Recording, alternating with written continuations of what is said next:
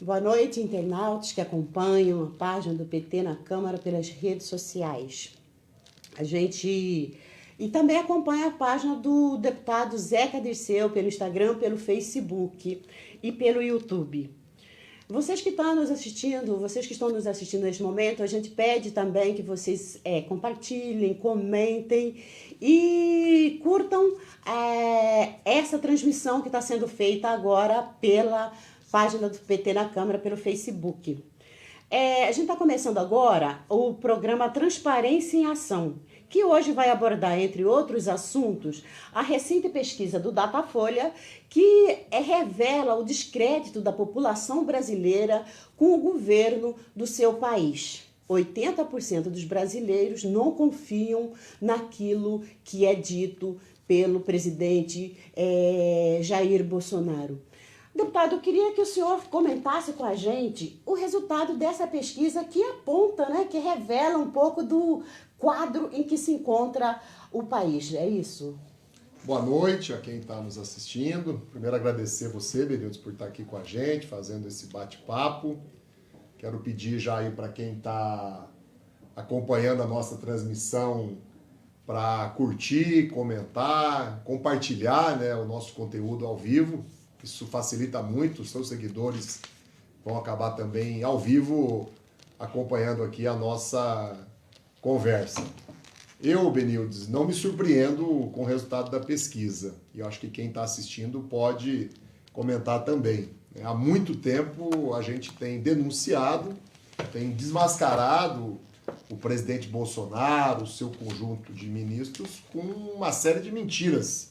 Fake news virou algo institucionalizado, né, no dia a dia do governo federal, infelizmente. E também não é uma novidade do governo, já vem, né, do que aconteceu durante as eleições. Né, o kit gay nas escolas, né, a mamadeira de piroca, né, uma série de acusações absurdas, falsas, que hoje até são motivo de piadas, né, são cômicas, mas que na campanha acabaram prevalecendo, e hoje a gente tem aqui no Congresso até mesmo uma CPI das fake news, né, investigando e avançando com revelações, inclusive, de gente da intimidade do governo Bolsonaro.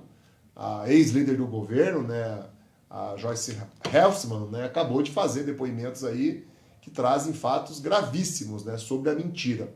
Então acho que não é uma surpresa, a gente já esperava, né, nenhum outro instituto de pesquisa tinha de maneira tão precisa, né, questionado cada brasileiro e brasileira, né, sobre se dá para confiar ou não naquilo que diz o presidente, e agora aparece esse percentual de 80% e que vem carregado, na verdade, de vários outros números da pesquisa recém-divulgada pelo Datafolha, que mostra também que Bolsonaro é o presidente, num período como esse, de um ano de governo, mais rejeitado de toda a história do Brasil. O Bolsonaro conseguiu ganhar do Collor, que até então vinha, né, carregando consigo esse título do presidente mais rejeitado da história. E isso não nos deixa feliz, não nos agrada, não há motivo para comemorar, mas precisa ser divulgado, precisa ser refletido, porque, como eu disse, as fake news, as mentiras, é um pouco a marca do governo. E que, em alguns casos, gente de boa fé acredita. Né? As pessoas podem até dizer que não confiam, ou que não confiam em tudo, ou que desconfiam de parte, mas as pessoas demoram às vezes para perceber que uma notícia foi produzida pelo governo e que ela é uma notícia mentirosa. Então, é um dado para a gente também se preocupar em cada vez mais estar rebatendo, estar mostrando a verdade. E é claro que a ação da nossa militância, dos apoiadores do mandato, de quem acompanha a página do PT, sempre é muito útil no sentido de desfazer as mentiras e mostrar as verdades. Deputado, antes dessa pesquisa, tinha uma outra pesquisa que apontava que em cada 4 daquelas perguntas, daquelas declarações que eram feitas, você não, eram imprecisas ou falsas, como o senhor acabou de falar das fake news. Então não tem como realmente a população acreditar no presidente que hoje diz uma coisa, amanhã diz que não é aquilo que disse, então ele está se desdizendo constantemente, é isso, né? Essa semana eu fiz um teste, né, eu joguei no Google lá as palavras Bolsonaro e a palavra recua. É impressionante a quantidade de notícias dos mais diferentes jornais, dos mais diferentes sites, blogs, né, em que aparecem esses dois termos, Bolsonaro recua. Então, é um costume do governo e do próprio presidente fazer declarações falsas, mentirosas, ou anunciar coisas que jamais vão ser realizadas e depois ter que recuar daquilo que foi dito, anunciado, prometido, ou até de uma ameaça que às vezes é feita, né, que não tem base legal nenhuma, não tem condição nenhuma de prosperar. Então é um governo marcado pela mentira, né, marcado por recuos, que muitas vezes também são só anúncios de recuo que acabam não se confirmando. E eu queria sugerir, Benildes, você deve também ter exemplos, né, para quem está nos acompanhando, que cada vez mais acessasse e divulgasse, propagasse os sites que foram sendo criados, que checam notícias. Os principais jornais, as emissoras de televisão, há sites que surgiram só para isso, né, boatos.org, tem outros sites que tratam desse tema, que a gente precisa estar sempre conferindo, divulgando, né, porque eles foram se especializando em conferir fatos que muitas vezes não são fatos, não são verdades, né, e aí acho que pegaram o Bolsonaro, né, eu vi um outro dado, um outro índice, não sei se é igual a esse seu, né, que a cada 3, 4 dias ele fala uma mentira. Né, ele conta, ele anuncia algo que não vai acontecer, ele promete algo que é impossível de ser feito, ou ele faz uma ameaça que depois acaba retrocedendo. Então, que essas pesquisas, esses sites, a opinião da população, cada vez mais, esse é o meu desejo, viu, Benildes, chegue na consciência de quem ainda está, às vezes, de boa fé, acreditando que o presidente é bem intencionado, que ele propaga algum tipo de verdade. Não, é um grande mentiroso, é especialista em fake news, se elegeu em cima disso e governa em cima disso de forma descarada. E não é só ele, né? Os seus ministros, o conjunto da sua equipe, os seus filhos também utilizam, né, daquilo que foi inclusive agora na CPI da fake news anunciado como o gabinete do ódio.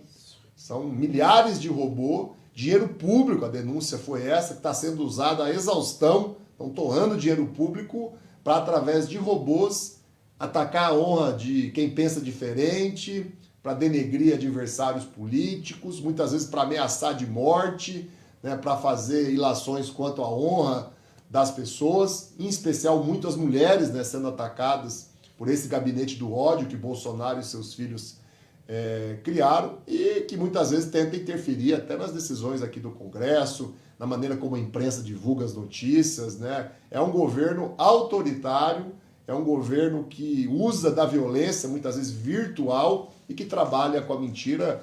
Cabe a nós aqui hoje discutir e denunciar isso. E até dos aliados, né, deputado? A Joyce é um exemplo, né? Ela foi líder do governo. Sim, líder do governo, e ela que fez todas aquelas denúncias baseadas, inclusive, em realidade e reais, e que foram até auditorados, né?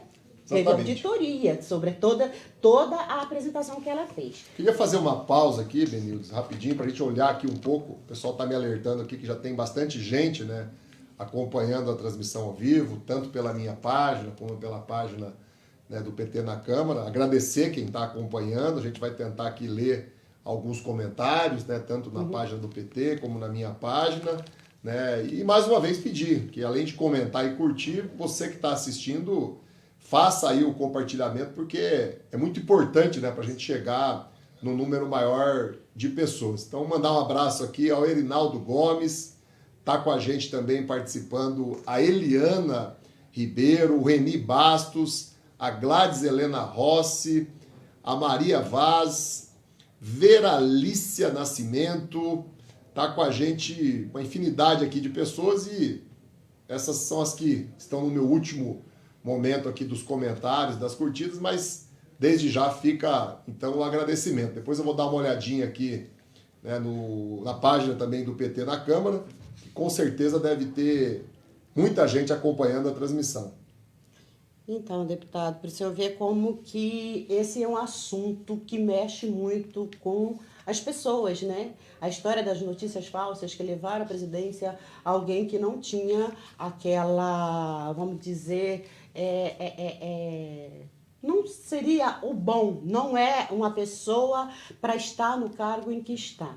Aqui, ó, com a gente aqui o Manezinho Santos, deixar um abraço aí ao João Miranda, Jacques Chaban, Lula da Silva, o Norce Coelho, a Silvia Manuela, Está acompanhando também a transmissão a Rosimeire Furtado, o Genilson Santos, Enéas Malta, Maria Creuza Silva e o Adailton Roberto. Então, um abraço aí a todos que estão acompanhando a transmissão, comentando, curtindo e compartilhando.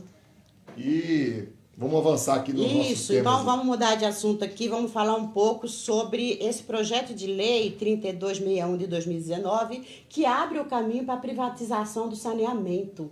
Como é que o senhor analisa esse projeto que já anteriormente já veio com outro número e tal, e já foi derrotado e agora está na iminência de ir para plenário, de ser votado aqui pelo plenário da Câmara dos Deputados?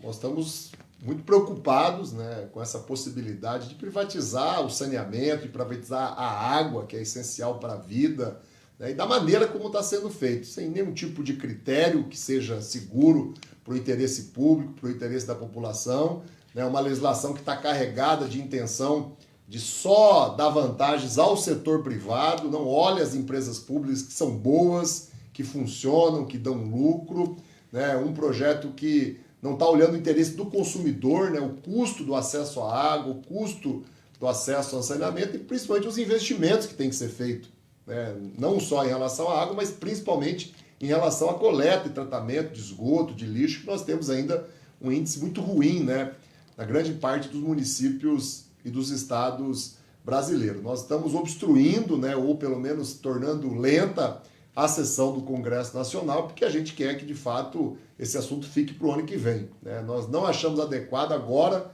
no finalzinho do ano, nessa semana ou na última semana, na semana que vem, o Congresso votar uma lei tão importante que você já lembrou bem, já foi na sua essência, não é igual, mas na sua essência, derrotado aqui outras vezes. Eu fico até imaginando que forças que estão por trás disso, que interesses privados, a quantidade de negócio, de dinheiro que está se vislumbrando para que um tema volte tantas vezes, né, à pauta da Câmara e do Senado e do Congresso, como aconteceu com esse caso de saneamento. Interesse comercial por trás e quem sai prejudicado, na realidade, é a população mais carente, a população mais pobre, que inclusive precisa desse tipo de serviço e a maioria das cidades brasileiras não comportam isso, né?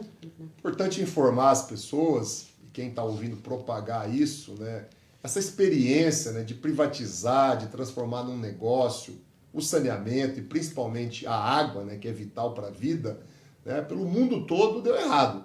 Tem inúmeros casos de países, de estados, de municípios pelo mundo afora, né, que fizeram processos de privatização da água, do saneamento e depois tiveram que voltar atrás. Eu vou até pedir o auxílio ali da minha assessoria, né, que o pessoal faça aqui, né, nos comentários uma lista dos países, das cidades que privatizaram a água e o esgoto e depois voltaram atrás. A gente tem essa informação lá no gabinete, o pessoal vai publicar aqui. E aqui no Brasil a gente tem exemplos. Hoje mesmo, uma das reuniões que eu participei, o pessoal trazia o exemplo de Manaus, capital, né, do estado do Amazonas. Lá foi privatizado o serviço de saneamento e Manaus tem um dos piores índices em todos os aspectos do Brasil. É um pior índice de investimento, pior índice de qualidade, pior índice de quantidade, né, de pessoas atendidas com água, coleta e tratamento de esgoto. Então, privatizar nem sempre é uma solução. Eu não sou, a princípio, contra, né, todo tipo de privatização. Eu acho que tem momentos, tem ações, tem questões que você pode conceder à iniciativa privada, mas tem que ser feito com critério, tem que ser feito, né, com bastante zelo, com bastante transparência, que não me parece estar acontecendo nesse momento. E tem que ser olhado sempre em último, né, em primeiro plano, né, a questão do interesse público. Né? O que vai ter de investimento, quanto que vai gerar de emprego, de renda, como vai ser o custo para o consumidor final. O que as experiências aqui do Brasil e de outros países mostrou? Né? As cidades pequenas, do interior, as regiões mais distantes, né, elas são deficitárias. Você ter uma empresa pública que equilibre isso é extremamente importante para não deixar uma parcela muito grande da população sem nenhum tipo de serviço. Né? E o custo, né, ele não pode ser um custo elevado, porque você está falando de centenas de milhões de famílias que o peso da conta de água, da conta de luz, da tarifa de esgoto, né, muitas vezes corrói 30%, 40% da renda familiar. Né? Nós temos hoje empresas estatais públicas, né, estaduais e municipais das mais diversas. Não dá para colocar todo mundo num patamar só. Tem muita empresa pública, estatal, estadual e municipal que é boa, que é excelente, que consegue avançar, melhorar a qualidade, ampliar o atendimento com custos baixos. E tem exemplos que não são dos melhores. O que a gente tem visto aqui na discussão é que pegam só os casos ruins e tentam dizer que nenhuma empresa pública presta, que nenhuma empresa pública vai dar conta desse desafio. Eu acredito que a legislação que nós já temos, se ela fosse aperfeiçoada, melhorada, a gente ia melhorar as empresas públicas que já existem, né? A gente ia tornar as boas ainda melhores. A legislação que a gente já tem, se fosse feito modificações para melhorar o financiamento, a gente daria mais fôlego às empresas públicas e, em alguns casos, onde já teve privatização, até para as empresas privadas que já são donas dos serviços de água e esgoto, poderem desempenhar um papel melhor. O que está proposto não é isso, é praticamente extinguir o papel das empresas públicas e entregar totalmente o sistema para as empresas privadas. Eu sou contra, tenho defendido contra, a gente tem argumentos, informações que a gente vai compartilhar, inclusive, nessa transmissão, mas acho que vale a pena dizer que isso está na ordem do dia aqui. Então, quem ainda puder entrar na internet, mandar mensagem para um deputado, para um senador do seu estado, da sua região, faça isso, porque essa pressão sempre tem impacto e influência aqui no dia a dia das votações. E é bom que esse chamamento que o senhor faz para que as pessoas também lembrem que elas saíram do governo que era luz para todos, água para todos, que teve a questão da transposição do Rio São Francisco para levar água para as regiões onde não existiam, agora querem privatizar a água, ou seja, cada vez mais a população está sendo penalizada por falta de uma visão mais social das questões públicas, né, deputado? Água é vida, água não é um negócio, né, um item essencial para qualquer pessoa sobreviver. Você não pode comparar, né, o acesso à água com uma rodovia, um aeroporto, uma ferrovia, que em alguns casos nós tivemos concessões, inclusive, muito bem feitas, né, que deram certo. Então não há aqui uma negação e não há também nada hoje na legislação que já existe que impeça as empresas privadas de disputar mercado, de participar de licitações, de fazer investimentos, né? Muitos ficam vendendo esse projeto que está agora tramitando como, né, a única solução para que a iniciativa privada invista, ganhe dinheiro e também ajude a ter melhores serviços de água e esgoto à população. Isso não é necessário, já tem lei suficiente que permite a iniciativa privada participar. O problema é que algumas experiências, estou lembrando de uma delas só aqui, não deram certo, né, ao ponto de a gente ter em empresas privadas denúncias, índices baixos de investimento e qualidade de serviço com custo muito alto. Deputado, a gente já está chegando no final dessa sessão legislativa, né, que acaba agora, acho que dia 15 de dezembro, e aí são vários outros projetos que estão em pauta e que pode vir no ano que virão, no ano que vem. Eu queria que o senhor falasse um pouquinho desses projetos que estão chegando no ano que vem e o que a população pode esperar desse Congresso com esses projetos que estão em pauta para o próximo ano. Primeiro, a gente não pode descuidar um minuto, a gente não pode vacilar, não pode perder a atenção de temas que são vitais para o dia a dia do nosso país. Claro que todo mundo vai ter um momento de férias, vai ter um momento de descanso, mas a gente tem que estar atento, informando as pessoas, denunciando, desfazendo mentiras, mostrando as verdades. O governo apresentou uma série de emendas à Constituição, de PECs, eu não tenho os números dela aqui de cabeça, mas na verdade o governo está encaminhando aqui ao Congresso uma nova reforma trabalhista. Diminui o valor que as empresas deveriam pagar ao FGTS, aos funcionários, né, que recolhem ao FGTS, né, quer taxar desempregado, quer tirar ainda mais direitos, né, quer criar flexibilizações ainda maiores nas leis trabalhistas, mas faz usando outros nomes. Faz com uma maquiagem, com uma pintura, carteira verde e amarela, modernização, eficientização, criam nomes, né, para que o cidadão ache que é bonito e sempre com a promessa de que isso é a única solução para gerar emprego, para gerar desenvolvimento. Na verdade, o que o governo pretende, nós vamos aqui combater e derrotar, é mudar novamente a legislação trabalhista para que você que está assistindo trabalhe cada vez mais, inclusive tirando o emprego de outras pessoas, você receba menos por aquele tempo trabalhado e não tenha direitos, né? Caminha cada vez mais para as pessoas perderem os direitos básicos de férias, de 13º, né? De algum tipo de seguro-desemprego. Nós, é claro, não vamos aceitar isso, até porque a experiência da reforma trabalhista de 2 anos atrás já se mostrou uma grande farsa, né? Não gerou emprego, não retomou o crescimento do país e as pessoas hoje estão sentindo o subemprego, né? Pode até parecer um número lá bonito, gerou 300 mil empregos, 400 mil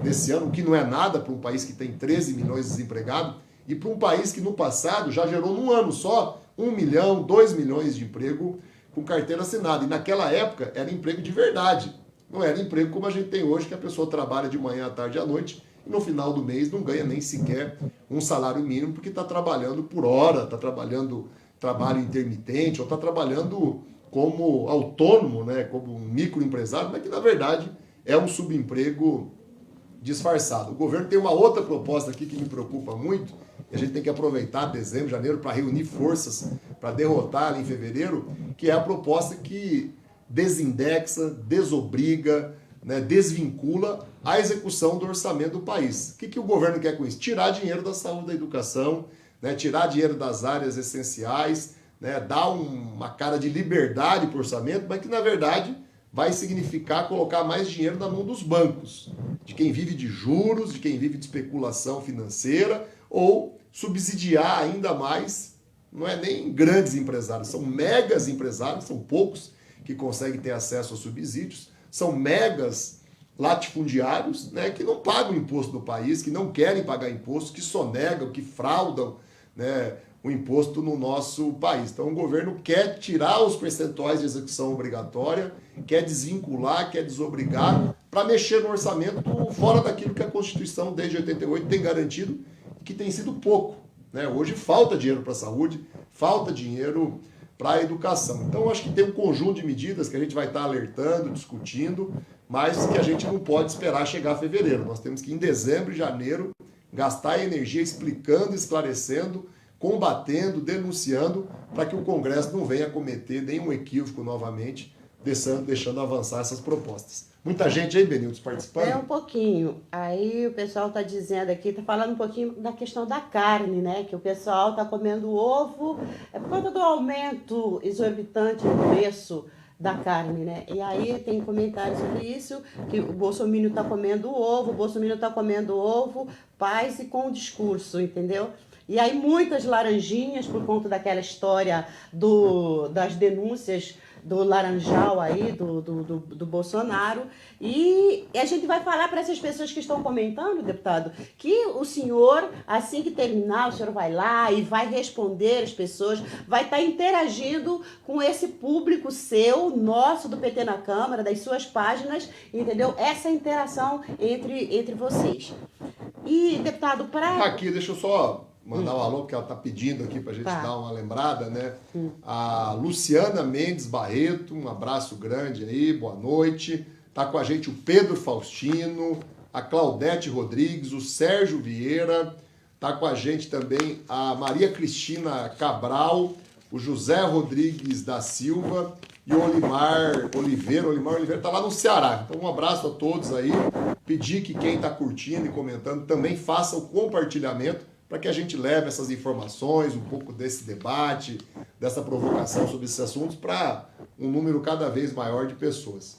Então, a gente está finalizando o programa Transparência e Ação desta semana e já convidando vocês para estarem aqui com a gente na próxima semana, aqui com o deputado Zeca Dirceu, com assuntos variados. E a gente vai passar para ele também, para ele fazer as considerações finais, fazer os convites e também desejar, né, deputado, que todos tenham paz nesse momento tão desalento, que a gente passa por tanto desalento, né? Eu quero antecipadamente, né, deixar uma mensagem aqui já de um Feliz Natal, um ótimo Ano Novo, que Deus esteja presente na vida de cada um, trazendo paz, saúde, prosperidade. Nós vamos ter um programa ainda, com certeza, na semana que vem. Possa ser que eu faça alguma coisa ainda de transmissão ao vivo entre o Natal e o Ano Novo, mas acho que é sempre válido a gente deixar essa mensagem, agradecer o apoio, a confiança, aqueles que estiveram com a gente na luta aí de todo esse ano de 2019. Amanhã, nós aprovamos na Comissão de Educação uma convocação do ministro da Educação. Ele será obrigado a prestar contas, a esclarecer uma série de mentiras, de agressões que tem feito às universidades, aos nossos estudantes, ao conjunto da educação. Então, eu queria convidar quem está assistindo agora para amanhã cedo acompanhar. A gente vai estar transmitindo ao vivo, vai estar publicando informações, mas o ministro da Educação vai estar na Comissão da Educação a partir das 10 horas e ali a gente vai fazer um enfrentamento importante que a gente precisa de apoio e também de repercussão. E na semana que vem a votação do orçamento, né? Sessão do Congresso Nacional, os últimos momentos de votação do orçamento. Teve muita fake news, viu, Benildes? Eu quero já aqui desmentir, né, essa semana que vão diminuir dinheiro da saúde, vão diminuir dinheiro da educação. Isso não tem aqui dentro do Congresso. Eu conversei hoje com vários deputados, está todo mundo muito ciente de que não só nós não podemos reduzir investimento da saúde e da educação, como nós vamos aumentar aquilo que o Bolsonaro propôs. Eu ouvi hoje do relator do orçamento, o deputado Domingos, ele falando que o orçamento apresentado por Bolsonaro já teve uma ampliação na área da saúde de quase 7 bilhões de reais, né? 5 bilhões são das emendas impositivas dos deputados, mas outros 2 bilhões vieram das comissões, das bancadas dos estados, das emendas coletivas, né? Na educação já houve um aumento de 1 bilhão e 200 milhões de reais daquilo que o Bolsonaro tinha proposto. Então não é verdade que vai se tirar dinheiro da educação, da saúde. Nós já temos aumentos garantidos. E o que o relator disse na reunião da CMO? Ele ainda tem como relator 5 bilhões de reais para fazer a partilha, que com certeza vai trazer um pouquinho mais de dinheiro para a educação e também para a saúde. Então acompanhe amanhã, pessoal, essa audiência de convocação. O ministro obrigatoriamente vai ter que estar aqui, né, o ministro da Educação, e acompanhe na semana que vem os desdobramentos aí da votação do orçamento, onde a gente vai aprovar um orçamento, que aí é um documento oficial, e que vai desfazer qualquer tipo de mentira que nesse final de semana ficou circulando aos montes, gente de boa fé preocupada, sem saber bem o que estava entendendo, muitas vezes achando que a gente estava jogando contra a educação e a saúde. Nós nunca trocamos de lado aqui. Aqui, quando tem qualquer discussão, nós sempre estamos ao lado da saúde e da educação para impedir cortes e, quando possível, para ampliar recursos, como é o que vai acontecer. E na semana que vem, na hora que o Congresso aprovar o orçamento, isso vai ficar aprovado.